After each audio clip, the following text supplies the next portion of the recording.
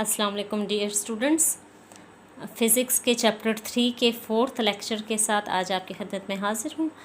आज का जो हमारा टॉपिक है वो मास, वेट और मोमेंटम से रिलेटेड है। ठीक है, मास और वेट को मैं स्टार्ट में आपको समझाऊंगी क्योंकि ये दोनों ऐसी टर्म्स हैं जिनको अक्सर जो है बच्चे सही से अंडरस्टैंड नहीं कर पाते। ठीक है, मास और वेट में डिफरेंस आपको पता होना चाहिए कि मास क्या चीज़ है और वेट क्या चीज़ है। अक्सर हम मास को भी वेट में ले लेते हैं, ठीक है, जो कि गलत कॉन्सेप्ट है। अच्छा जी, मास हमारे पास क्या है? मास की डेफिनेशन आपके पास क्या है? मास क्या है? Mass is the quantity of matter.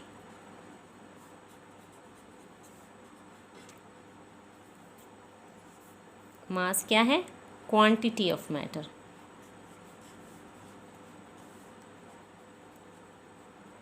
ठीक है, मैटर की जो क्वांटिटी है वो आपके पास मास कहलाती है। जबकि वेट क्या है आपके पास? वेट असल में हमारे पास फोर्स है। ठीक है, वेट हमारे पास क्या है? फोर्स है। और कौन सी फोर्स है? Force of gravity. ठीक है, वेट क्या है आपके पास? वेट आपके पास है, weight is the force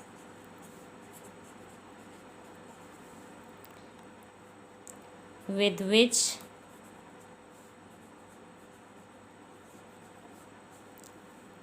everything falls toward earth. ठीक है, जो हमारा फोर्स ऑफ ग्रेविटी है, ठीक है, उसकी वजह से वेट होता है। ठीक है, जो हमारा वेट है वो असल में क्या है? फोर्स ऑफ ग्रेविटी की वजह से है। ग्रेविटी ही वो चीज़ है जो फोर्स को ग्रेविटी ही वो चीज़ है जो वेट को क्रिएट करती है। जो वेट है हमारा वो सारा फोर्स की वजह से है। जो वेट है हमारा वो सारा फोर्स ऑफ ग्रेविटी की वजह से है। ठीक है, जबकि मास हमारे पास क्या है? क्वांटिटी ऑफ मैटर है। ठीक है, अच्छा जी, दूसरा जो डिफरेंस है वो क्या है? मास जो है हमारे पास एक स्केलर क्वांटिटी है। मास क्या है हमारे पास? Mass is a scalar quantity. ठीक है, मास हमारे पास स्केलर क्वांटिटी है, जबकि वेट क्या है आपके पास? वेट आपके पास वेक्टर क्वांटिटी है। ठीक है, वेट इज़ अ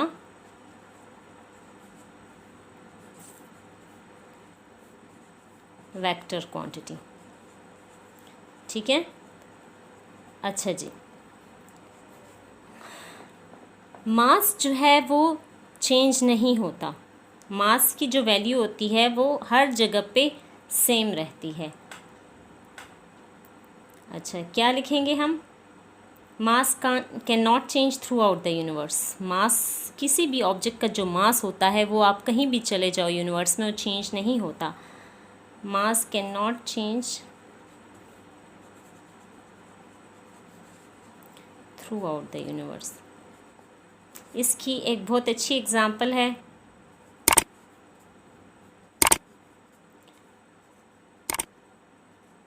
जैसे देखें, हम अगर स्पेस में चले जाते हैं, ठीक है, तो स्पेस में भी जो मास हमारा अर्थ पे होता है वही मास हमारा स्पेस में भी होता है। ठीक है, लेकिन स्पेस में हमारा वेट वो नहीं होता जो हमारा वेट अर्थ पे होता है। क्यों? क्योंकि स्पेस में जाके क्या हो जाता है? वेटलेस हो जाते हैं ना हम। क्यों वेटलेस हो जाते हैं? क्योंकि स्पेस में हमारे पास ग्रेविटी काम नहीं करती, ग्रेविटी नहीं होती। जबकि अर्थ पे ग्रेविटी है, तो ड्यू टू द ग्रेविटी हर चीज़ का वज़न होता है, हर चीज़ का वेट होता है। ठीक है, तो वेट के बारे में हम क्या लिखेंगे? Weight can change. ठीक है, चेंज कैसे? फॉर एग्ज़ाम्पल, अर्थ पे हमारा वेट है, हम वेटलेस नहीं है, लेकिन हम स्पेस में चले जाएं तो हम वहाँ वेटलेस हो जाएंगे। इसी तरह अब अगर हम पहाड़ी इलाकों में चले जाते हैं तो वहाँ पे भी हमारा वेट चेंज होता है एज़ कम्पेयर टू हम मैदानी इलाकों के। ठीक है, अच्छा जी, इसके अलावा और वेट का हमारे पास जो फॉर्मूला है वो क्या है, W = mg। अच्छा जी, ये m for mass and g for gravity, यानी वेट हमारा मास और ग्रेविटी का प्रोडक्ट है। ठीक है, मास और ग्रेविटी का प्रोडक्ट हमारे पास वेट कहलाता है। ओके स्टूडेंट्स, उम्मीद है आपको समझ आ गई होगी, दोनों में डिफरेंस का पता चल गया होगा कि हमारे पास मास क्या है और वेट क्या है। ठीक है, मास को हम स्मॉल m से रिप्रेजेंट करते हैं, जबकि वेट को हम फोर्स F से रिप्रेजेंट करते हैं, क्योंकि W क्या है, असल में वर्क डन है ना, और वर्क डन फोर्स के बगैर तो नहीं होता। देखें, अगर इसको हम रिलेट करें फोर्स के फॉर्मूला के साथ, तो फोर्स क्या है, F = ma है। ठीक है, where m is the mass of the object and a is the acceleration. ठीक है, and this acceleration will be through gravity. ठीक है, सो हमारे पास जो ये दोनों इक्वेशंस हैं ये तकरीबन सेम है, तो इसका मतलब है जो वेट है हमारा वो असल में फोर्स है। ठीक है, चलें स्टूडेंट्स, अब हम अपने इसमें आपको दूसरा टॉपिक भी कराना है जो कि है मोमेंटम का। ठीक है, चलें अब मोमेंटम पे चलते हैं। मोमेंटम क्या चीज़ है आपके पास। ठीक है, मोमेंटम को देख लेते हैं।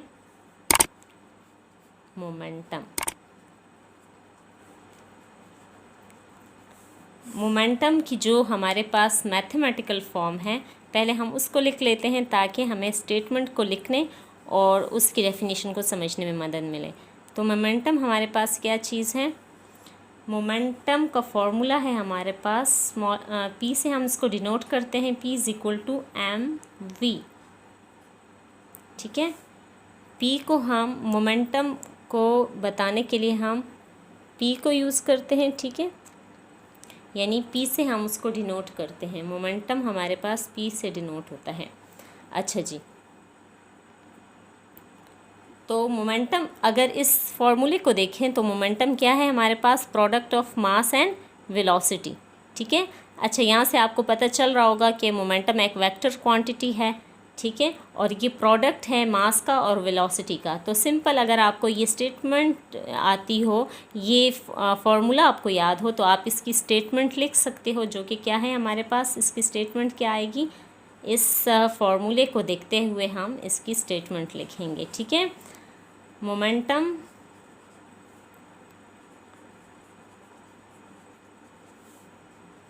is the product of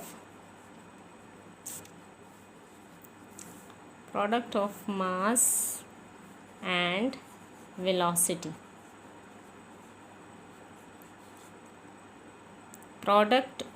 Momentum is the product of mass and velocity of an object, किसी भी ऑब्जेक्ट का। ठीक है, किसी भी ऑब्जेक्ट का जो मास और वेलोसिटी का प्रोडक्ट है वो उसकी मोमेंटम कहलाती है।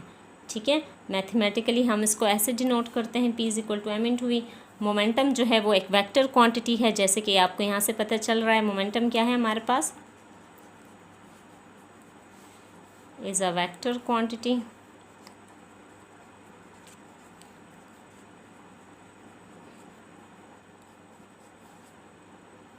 that points in the same direction of the velocity। ठीक है, points in the same direction, यानी जो वेलोसिटी की हमारे पास डायरेक्शन होगी वही डायरेक्शन। ठीक है,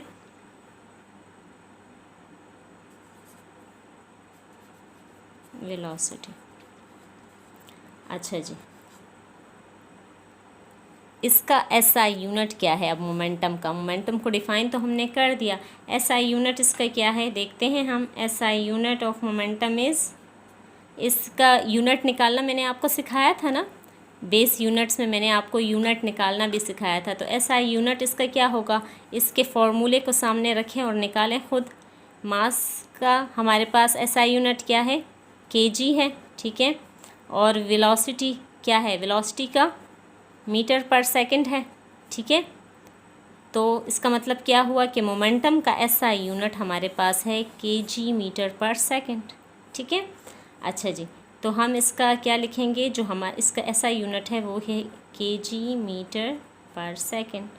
ठीक है, this is the SI unit of momentum, या इसको हम ऐसे भी लिख सकते हैं kg मीटर पर सेकेंड।